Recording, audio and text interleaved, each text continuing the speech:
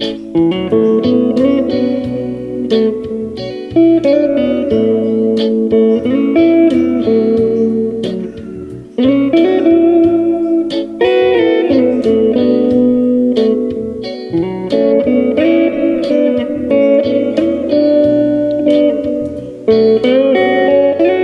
it's Paul. Let's look at a few cases of invasive ductal carcinoma in breast FNA specimens and focus on the major features.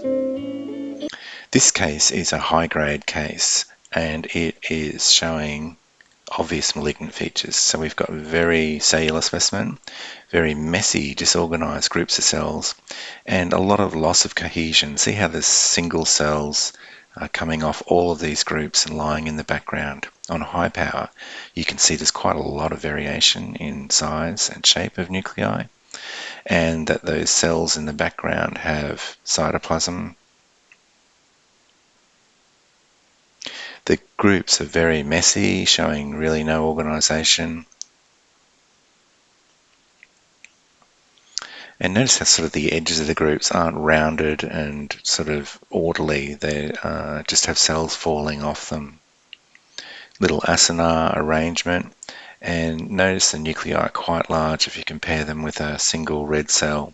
And they are showing some cytoplasm here, but very poorly organized. This is another case. This is not as high grade. Notice the dissociation of cells here. So there are some very loose groups of cells. There's also a lot of single cells. And you can see at this power that they are fairly large nuclei compared to a normal ductal cell or a red cell. And the groups very disorganized and very loosely cohesive here. So nuclei are starting to peel off those groups. In the background, these are not bare bipolar nuclei. They're rounded. They're showing variation in size and shape. And again, that group showing a lot of disorganization. The PAP's showing the same thing. So see how these groups are not forming cohesive, rounded groups. They're quite angular.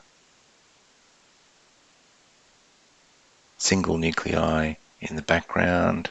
On high power, they're not bimodal.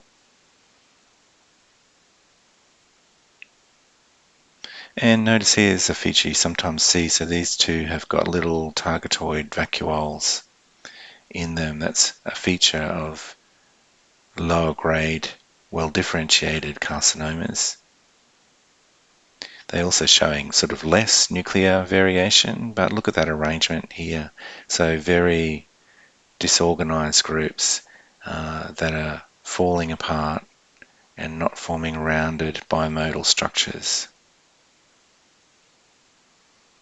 On high power, they're actually quite uniform looking in size, the nuclei.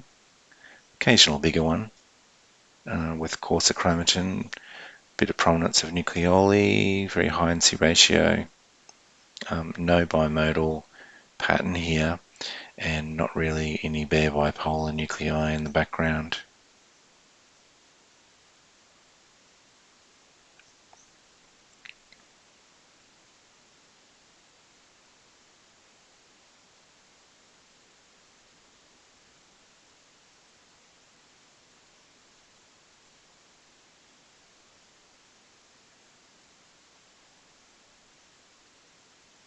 The little targetoid vacuole there, and this group is really tightly packed, but not bimodal.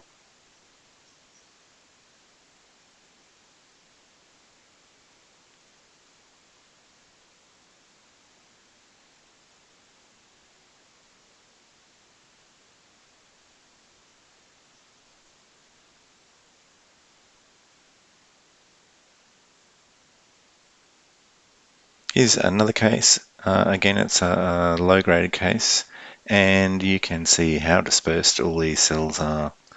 They're almost like lymphoid cells, but there are little loose groups like this.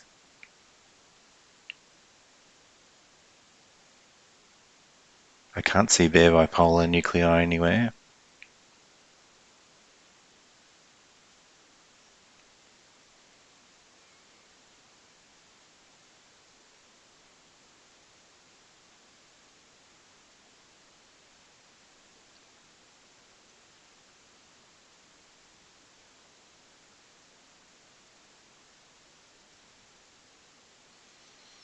Again, lacking a bimodal pattern in these sort of groups. This is the pap stain. You can see there are some cohesive groups, but again, they're sort of messy and angular rather than being cohesive and rounded.